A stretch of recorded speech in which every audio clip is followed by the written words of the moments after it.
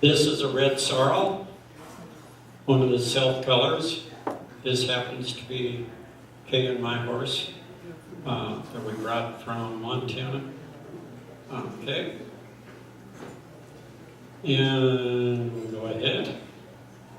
Now we have a buckskin, which is another self color. This color is free of any smuttiness over the shoulders that appear in the dun. The black points do not extend above the knees, and a black mane and tail is common for this color. The color is durable, and the feet are usually black, which is desirable.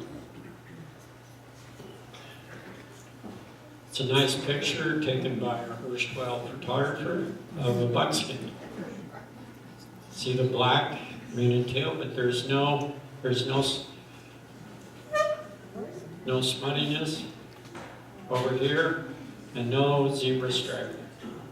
They oftentimes will have this dorsal stripe right on top there. The third category of colors is a dilute, and you can imagine who is in the third category. The palomino, the body color is described as golden. The opening of the follicle is so small that it enters the shaft of hair in a smear. Rather than a full-bodied spherically shaped deposit, its refraction of light gives off the golden palomino color.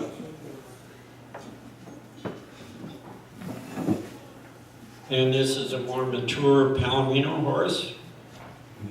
Happens to be a mare with white mane and tail and a golden yellow body. Okay, now you know why they're palomino.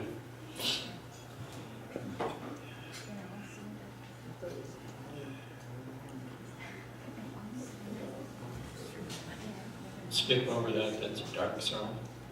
It's actually a fake. The color change progresses through the dapple. As I mentioned, by the time these grays are 10 to 12 years old, the color is almost entirely white. Okay, got that. That's one we got out of the sequence, Larry. Yeah, we missed on that one. Oh well. That'll be our secret.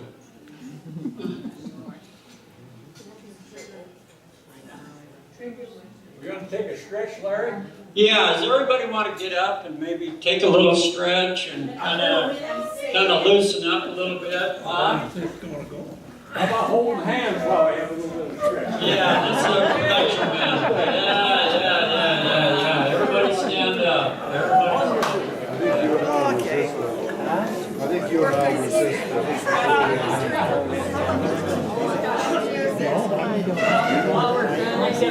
All right.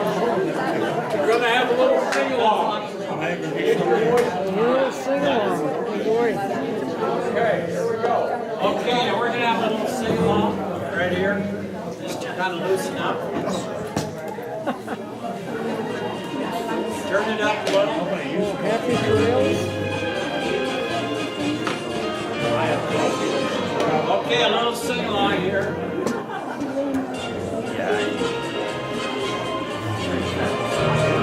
Sing along. Trails to you, till we meet again. Happy trails to you, keep smiling until then. Who cares about the clouds we're together? Sing a song and bring the sunny weather.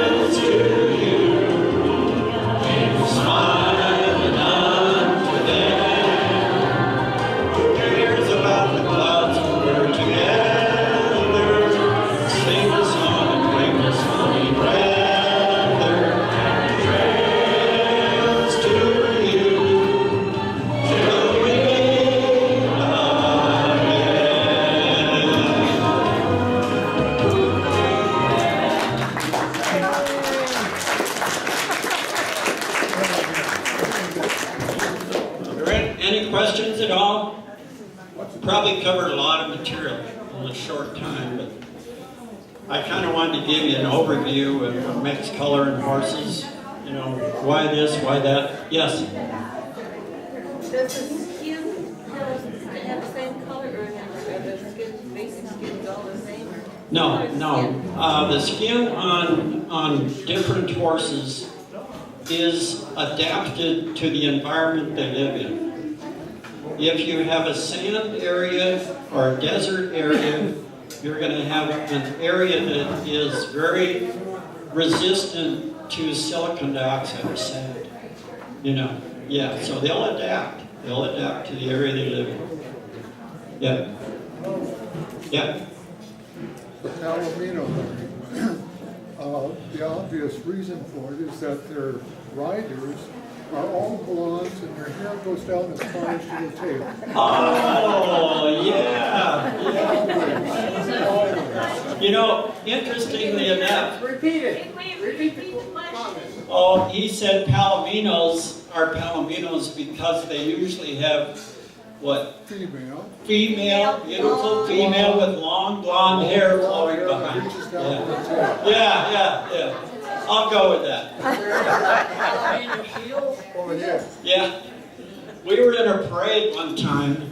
The Cheneys were in a parade one time, and we had 5 Palomino horses, and our kids are all blonde. So what we call our entry into the parade, Cheney's Palominos. Yeah. Did that work? Yeah, Marion. Tell me about the paint horses. Do they have different textures of hair? There again, the texture of the skin is adaptable to the area and the environment they live in, but the paint is a really interesting genetic phenomenon in that they will pass on paint characteristics to their offspring. You know, not 100%. But the paints, you can have Overo paints, you can have Tobiano paints, which Tobiano is solid color with white on it, and Overo is the opposite, you know. And hereditarily, they came initially from the Nez Perce Indians in Idaho, and they will recreate, you know. So, interesting, the paints are real interesting, but you don't want to have one with a lot of white around its eyes, because they have a lot of trouble with dust, and they will weep, their eyes will weep, because there's nothing to, you know, handle that light that comes to their eye. Yeah. Yes, George? Are these colors available to other things except horses? For instance, sorrel is Yeah. Sure. All of God's creation. Yeah. It carries through in other species. Yes. Yeah, the color. Yeah. Any more questions? Yeah, Irma. Yeah. Appaloosa, again, was developed by the Nez Perce Indians up there. And they have modeling on their skin, what they call modeling, around the tail and in the kind of hairless areas. And they're, believe it or not, very susceptible to cancer because of the lack of hair on certain areas of their body. So yeah, Appaloosa is a whole different story, but I've seen a couple good Appaloosas. Show my bias. Yeah. They cross it with a quarter horse, you're just fine. Yeah. Yeah, George. how did you get into this, whatever you're calling yourself? Oh, the horse whisperer thing? Yeah. I was looking to make a better place for the horse in the world. Instead of being abused like they had been for years and centuries and wars, and just terrible treatments. And in my book I'm writing now, I do not go into the negative aspects of other training methods. I only go into the positives of horse gentling. And so I try to just say, hey, let's just embark on a new path, you know, that's all. Did you have horses when you were young? Oh yeah, oh yeah. Yeah, I think I'm 60% horse probably. If that's possible, yeah. Yeah. Any more questions? Yeah. Does the same theory work for bears? You know, I don't know. And I have a lot of questions when I do presentations. If things that I do, gentling horses, you know, relate to spouses, I stay away from that 100%. I stay away from that. Yes. I had a friend in Florida. Who had a bear.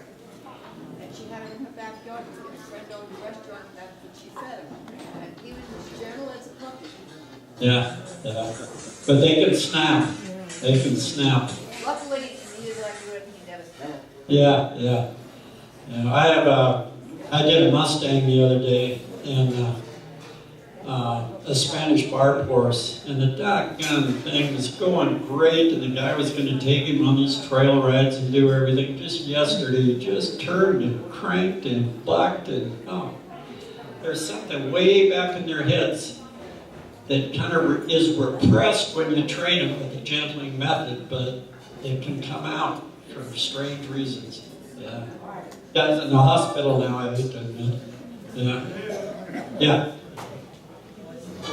A breed like the Arabs, is that a breed? Yes. And does it hold for the Arabs too, the colors? Yes, it does.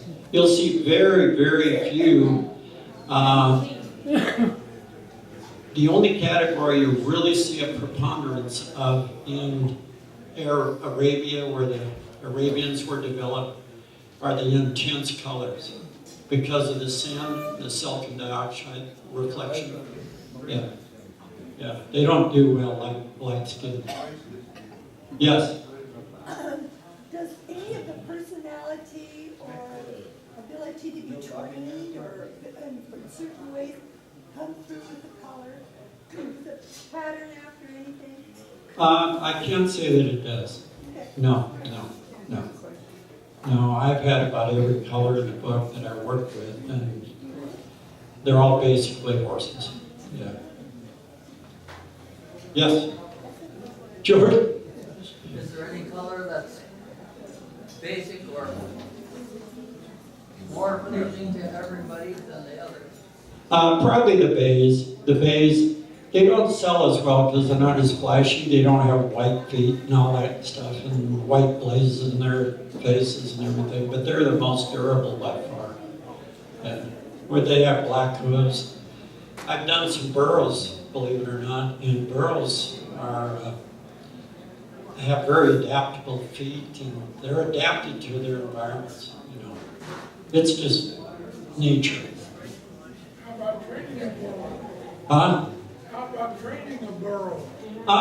They come around. You can't abuse them. You can't hurt them one bit, or they'll back off. They'll back way off. I've done some burros, and they're fun. They're really fun. Yeah. Once you get them over the hump, they're just great. Yeah. Okay. Yeah. What do you say about the theory that you never trust a horse with 4 white feet? Do you believe in that? The old timers never liked white-footed horses. In fact, a friend of mine used to say, "I wish all the white on horses was put back in the bag." Okay. You know, just because of the inherent refraction light and all that. Yeah, and they're real soft-footed. I'm putting together a presentation now that Marcia's got me some pictures on form and function, and I'm going into the different forms of horses and how they stay sound and why they stay sound and all that. Yeah. Oh yes. My granddaughter trains barrel racing horses. You maybe know the Cook family, but she has 3 minis. You know what the minis are? And one of them is a service animal. And she takes it all over, hospitals and restaurants. everything, about the size of my dog. That's a service dog. But you know what they are, okay? But so don't be surprised, people, if you see a horse come in. They are classified as horses, but they're minis. So don't be surprised if you see a horse come in someday in a restaurant and sit down beside us. Or stand beside us. They don't sit. Their tails are off the floor. There's a lot of restrictions, quite a few restrictions. So they're a beautiful little horse. And you've seen them and you know what I'm talking about. Yeah. Okay, that's all I had to say. So the mini horse. Thank you. Anything else? Any more questions? Appreciate you all coming.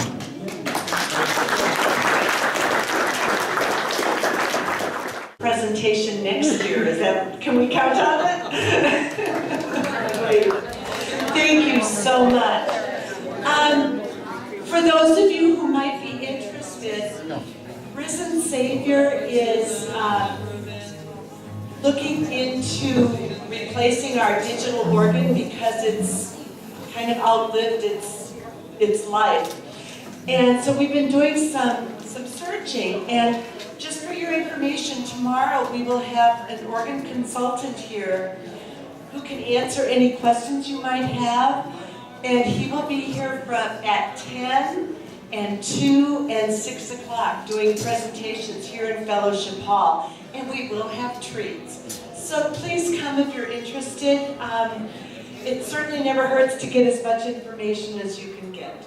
So we'd like to see you here tomorrow.